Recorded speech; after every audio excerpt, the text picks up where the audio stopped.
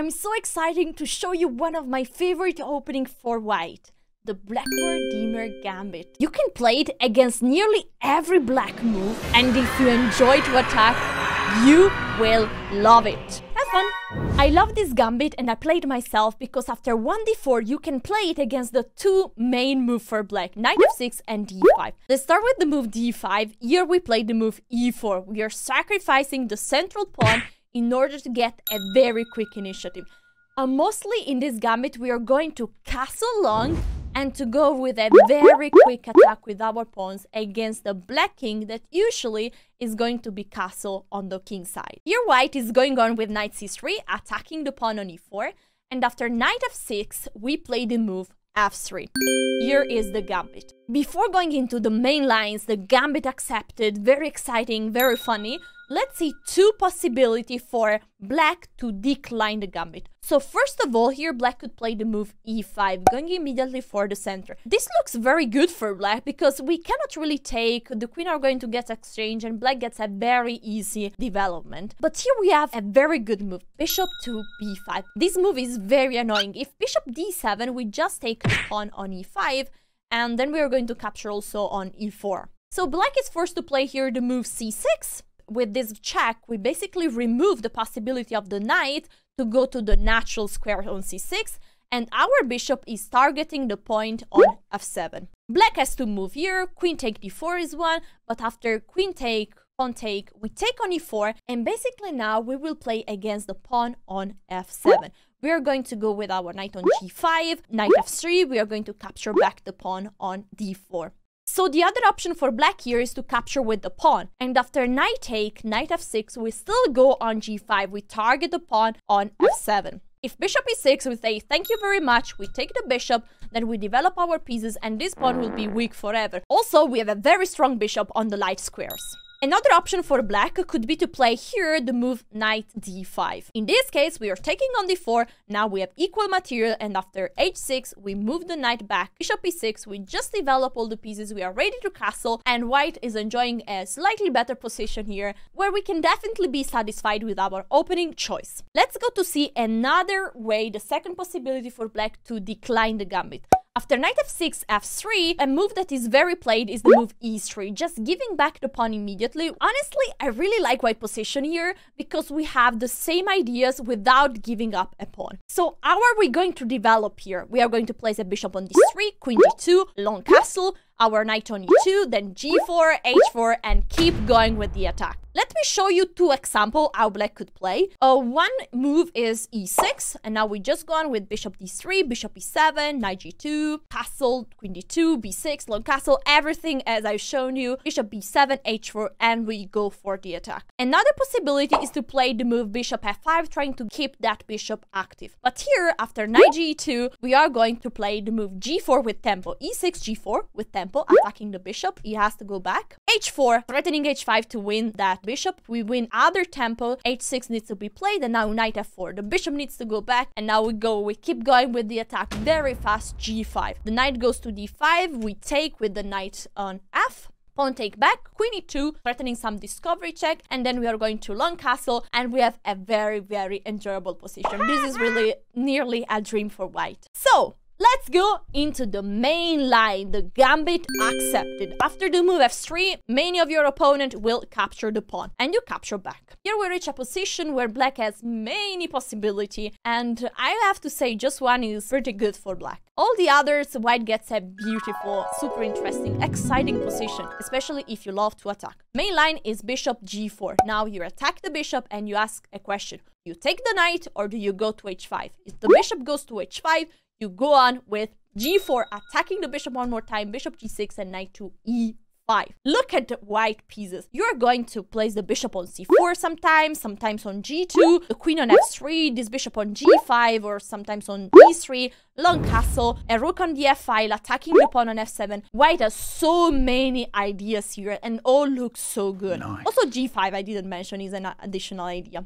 e6 is very typical move here. You play queen f3, attacking the pawn on b7. Here is never good to take on d4. Black needs to play c6. And after g5, move this knight to d5. Now you can set up a beautiful trap that can make you win in a few moves.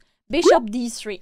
And if black captured the knight, you take on g3 and you're winning because you're giving mate on f7. You already won a piece and there is no way to capture the piece back and to protect the mate. So here black needs to play the move knight d7, but after the exchange of the pieces, you castle short, pointing on f7, and after queen e7, you exchange the knights in the center and you play bishop d2. You have the bishop pair. The point on f7 is very weak, so this king cannot really castle long because f7 would be hanging. You have the bishop pair. You can go with c4, e5, opening up the center, and black king is nowhere safe. Not on the king side, not on the queen side, not in the center of the board. So very nice position for white. Going back at 6h3, the main move is bishop take f3, and after queen take c6, protecting the pawn on b7. How to go on here? We go for the attack.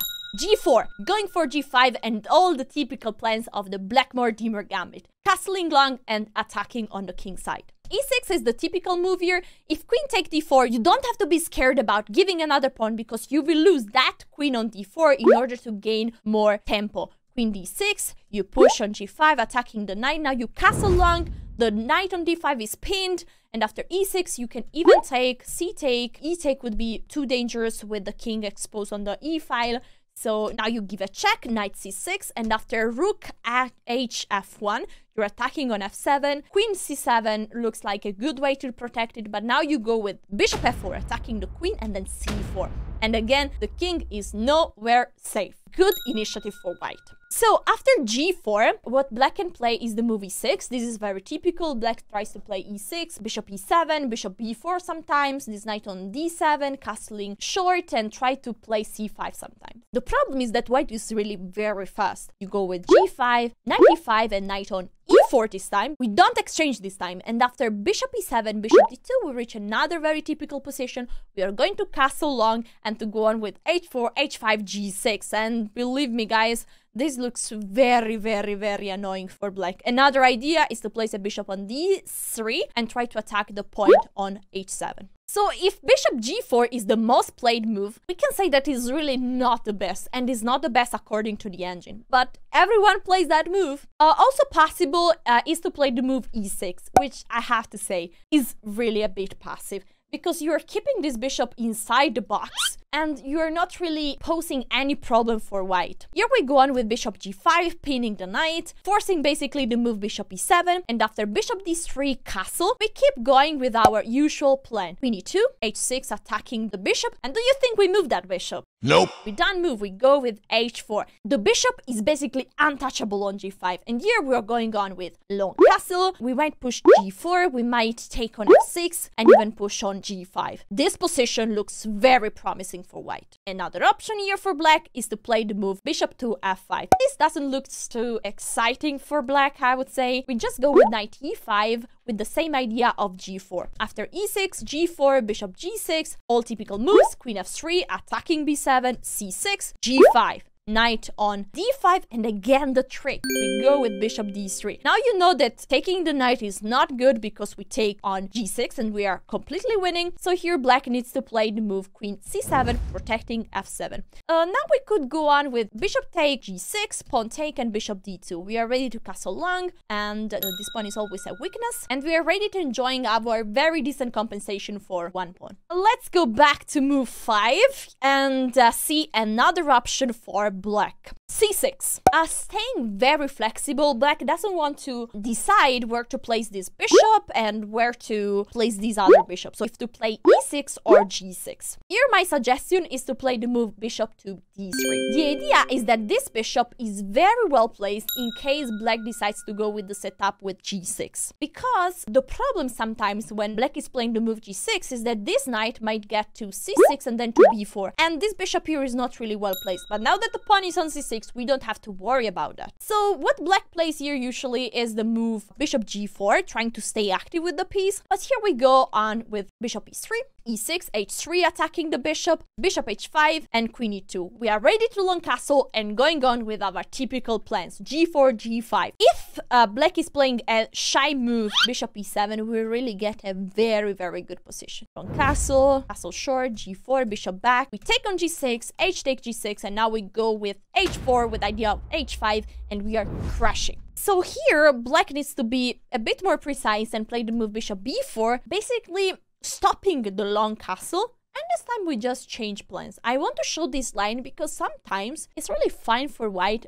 even to short castle. You have to use, in this case, the f file white a lot. In this position, for example, after castle, you can play the move queen f2. And now the plans for white will be to place a rook on the e file, to go with the queen on h4, attacking this bishop, sometimes knight e5, and white has still a very good compensation for the pawn.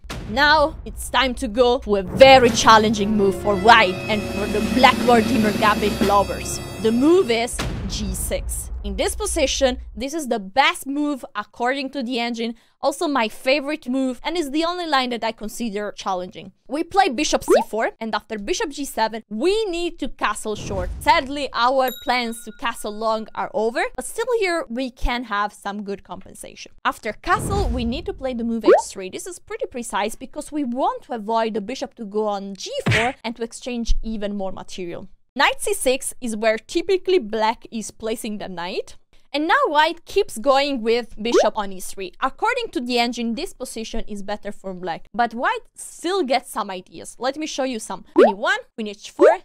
You want to go with the bishop on h6. You want to exchange the dark square bishop, and you want to maybe go even with knight g5 and give mate. You need always to watch out for two moves that black might have. Knight b4 with idea of knight d5, exchanging many pieces. Also, the move e5 could be very good at the right time, or a move like c5. This move might be challenging because you want to keep the space advantage. You want to keep pieces in order to attack. And so be careful for this. You might play h3 sometimes in order to avoid the knight to jump on b4, and be very energetic. Play fast moves, bring the pieces, keep activity, and you might have good chances even in this position. Last but not least, let's see if the Blackmar-Diemer Gambit is also playable against one knight f6. Here is basically the same, is black decides to capture here with the pawn. We are after f3 in the same line. It's just a transposition. But here black gets another option, and is to take with the knight. I'm not a great fan of this position, but still you can get a very decent compensation for the pawn. This is an extra option for black, and my suggestion is to go on with the move knight take e4, d take e4, and attention, you don't play the move f3 here. Because after e5, black is very fast. The exchange of the knight doesn't make the move bishop b5 so strong as before. And so black gets a very good position here, as he can develop all the pieces very quickly. Reason why here you don't play f3, but you go with bishop on e3. Now there are basically three options for black to go on. Option number one is to develop the bishop on f5. I'm not a fan of this move because he's always inviting us to play the very typical g4. And after bishop g6, knight on e2, we want to go with this knight on f4. After e6, we play h4, wanting to trap the bishop. Here there are two options, h6 or h5. h5 is not so good because you have the very strong knight f4. You're attacking this bishop, and if the bishop moves back, the pawn on h5 is hanging. So h6 is the best move here. And after queen d2, you still get a very pleasant position. Here you're going on with the typical long castle, yay! And then knight f4, bishop h3, g4, and very good compensation for the pawn. Going back to this position, another option for black is to play the move e6. I don't like when black plays that passive, and my favorite approach is always to play the move g6 for black. Here you can go on with the move f3. Now that e5 would be losing a tempo, it's fine. And after e take f3, you take back with the knight, and now we get some very typical position where you keep attacking on the king side. Knight d7, queen e2, you're going to castle, g4, g5, similar positions. Last but not least, we see the best approach for black here as well, always developing the bishop on fianchetto. The difference here is that we are not going to castle long, but we need to castle short. So the compensation is for me less appealing. After f3, pawn take, knight take, bishop g7, now we can place the bishop on c4. And after castle, we castle short. Now we are not really worried about bishop g4 because after h3, bishop take, queen takes. It's true that we are a pawn down and so we don't want to exchange many pieces, but look at that pawn on f7. Also the pawn on b7 is a bit weak right now. We have the bishop pair, we have the very good open e file and f file for our rooks. So I think that in this position, white has a very interesting compensation. After e6, d5, I would say that actually white is even better here. And the engine thinks the same. So that's good. The best move here would be for black to play knight on d7. And this is very strong because you want to bring that knight on f6. The knight on f6 is such a good defender on the king side. So it reduces white's initiative. After queen d2, knight f6, rook a e1. And here we reach another normal position where black is slightly better according to the engine, but it's very hard to play. Our compensation is based on move like knight e5, bishop h6. We want to exchange this bishop and we want to attack the king. Never forget that the pawn on f7 could be very weak. And good luck! If you enjoyed this very sharp position where you give up a pawn in order to have good attacking chances, then the Blackmar-Diemer Gambit might be a very good option for you. Remember, in basically all the line, you're going to castle long, and to push the pawn g4, h4, g5, you go for the attack. The only line where you're not going to castle long is when your opponent plays the move g6. It's a bit annoying, but still, after short castle, you have many ideas. Mostly you want to exchange the fianchetto bishop. That's it for today. I hope you will have lots of fun playing this gambit online. I've played it so many times with so many good results. So now it's your turn to go. Have fun. Remember to like the video. Let me know in the comments if you have any doubts. And see you next time.